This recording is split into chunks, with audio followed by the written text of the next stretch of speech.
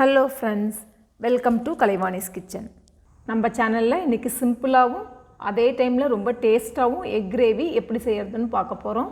இந்த egg gravy chapati, rice, parotta, நான் எல்லாத்துக்குமே நல்ல ஒரு பர்ஃபெக்ட் சைட் டிஷ். அதே டைமில் பிகினர்ஸ், பேச்சுலர்ஸ் கூட இதை ரொம்ப ஈஸியாக செஞ்சிடலாம். வாங்க ஃப்ரெண்ட்ஸ், இப்போ அதை எப்படி செய்கிறதுன்னு பார்க்கலாம். இப்போ இந்த எக் கிரேவி செய்கிறதுக்கு 4 முட்டையை வேக வச்சு தோல் உரித்து எடுத்து வச்சுருக்கேன்.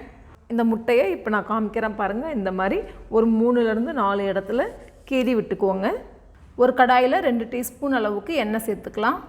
எண்ணெய் சூடானதும் அடுப்பை ஸ்லோ ஃப்ளேமில் வச்சுருங்க. வச்சுட்டு 1/4 டீஸ்பூன் அளவுக்கு மஞ்சள் தூள், 1/2 டீஸ்பூன் மிளகாய்த்தூள், 1/4 டீஸ்பூன் அளவு உப்பு சேர்த்து நல்லா கலந்து விட்டுட்டு இப்போ நம்ம கீறி வச்சிருந்த 4 முட்டையும் சேர்த்துக்கோங்க. இப்போ இந்த மசாலாவை இந்த முட்டையோட எல்லா பக்கமும் நல்லா கோட் பண்ணிக்கோங்க. ஒரு 2 நிமிஷம் ஸ்லோ ஃப்ளேம்லேயே வச்சு முட்டையோட எல்லா பக்கமும் ரோஸ்ட் ஆகிற மாதிரி நல்லா திருப்பி விட்டு ரோஸ்ட் பண்ணிக்கோங்க. இப்போ ஸ்டவ் ஆஃப் பண்ணிடலாம். அடுத்ததாக ஒரு கடாயை சூடு பண்ணிக்கலாம். சூடு பண்ணிவிட்டு அதில் 3 டேபிள் ஸ்பூன் அளவுக்கு எண்ணெய் சேர்த்துக்கலாம். எண்ணெய் சூடானதும் 1/2 டீஸ்பூன் அளவுக்கு சீரகம் சேர்த்து சீரகம் பொரிஞ்ச உடனே 2 மீடியம் சைஸ் பெரிய வெங்காயம் நல்லா பொடியாக நறுக்கி வச்சுருக்கேன், அதை சேர்த்துக்கலாம். 2 பச்சை மிளகாயை நல்லா பொடியாக நறுக்கி சேர்த்துக்கோங்க. இப்போ இந்த கிரேவிக்கு தேவையான அளவு உப்பு சேர்த்துக்கலாம். உப்பையும் சேர்த்துட்டு நல்லா வதக்கிக்கோங்க. இப்போ இந்த வெங்காயம் நல்லா வதங்கின உடனே 1 டீஸ்பூன் அளவுக்கு இஞ்சி பூண்டு விழுது சேர்த்துக்கலாம். இந்த இஞ்சி பூண்டு விழுதை சேர்த்து ஸ்டவ்வை ஸ்லோ ஃப்ளேம்லேயே வச்சு நல்லா 1 நிமிஷம் இந்த மாதிரி நல்லா வதக்கிக்கோங்க. பாருங்கள், இப்போ இந்த வெங்காயமும் இஞ்சி பூண்டு விழுதும் நல்லா பொன்னிறமாக வதங்கிடுச்சு. இப்போ இதில் 2 டீஸ்பூன் அளவுக்கு மிளகாய்த்தூள், 1 டீஸ்பூன் தனியாத்தூள், 1/4 டீஸ்பூன் மஞ்சள் தூள், 1/2 டீஸ்பூன் சீரகத்தூள். இப்போ இந்த மசாலாவை சேர்க்கும் போது ஸ்டவ்வை ஸ்லோ ஃப்ளேமில் வச்சுருங்க. இந்த மசாலாவை சேர்த்து வதக்கிட்டு இதில் 2 மீடியம் சைஸ் தக்காளி நல்லா மிக்சியில் போட்டு பேஸ்ட்டாக அரைச்சி வச்சுருக்கேன், அதையும் சேர்த்துக்கலாம். மசாலாவை சேர்த்து ஜஸ்ட்டு ஒரு தடவை வதக்கிட்டு நீங்கள் உடனே தக்காளி விழுதை சேர்த்துடணும்.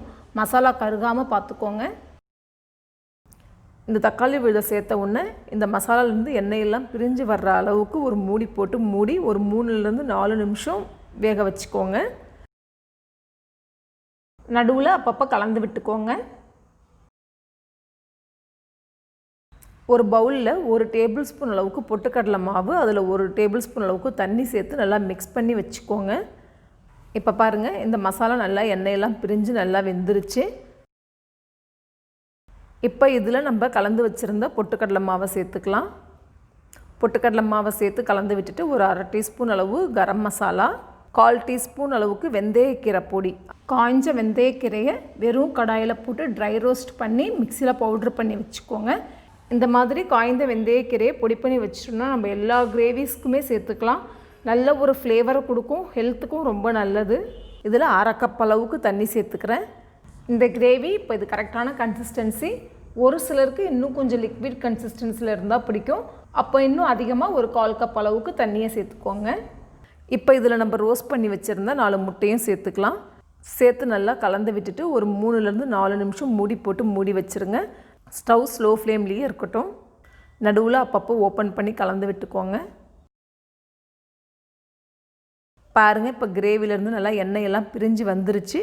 இப்போ கொஞ்சமாக நறுக்கிய கொத்தமல்லி இலை சேர்த்து ஸ்டவ் ஆஃப் பண்ணிடலாம். இப்போ இதை ஒரு சர்விங் பவுலுக்கு ட்ரான்ஸ்ஃபர் பண்ணிடலாம். சப்பாத்தி கூட, ரைஸ் கூட ரொம்ப சூப்பராக இருக்கும். பரோட்டா கூட, நான் கூடயே நம்ம சைட் டிஷ்ஷாக சாப்பிட்லாம். ஓகே ஃப்ரெண்ட்ஸ், நம்மளோட எக் கிரேவி ரொம்ப அருமையாக ரெடி ஆகிடுச்சு. நீங்களும் ட்ரை பண்ணி பாருங்கள். ட்ரை பண்ணிவிட்டு உங்களோட ஃபீட்பேக் என் கூட ஷேர் பண்ணுங்கள். இந்த ரெசிபி உங்களுக்கு பிடிச்சிருந்தா என்னோடய வீடியோவை லைக் பண்ணுங்கள், ஷேர் பண்ணுங்கள், சேனலை மறக்காமல் சப்ஸ்கிரைப் பண்ணுங்கள். மீண்டும் இன்னொரு இன்ட்ரெஸ்டிங் ரெசிபியோடு உங்களை சந்திக்கிறேன்.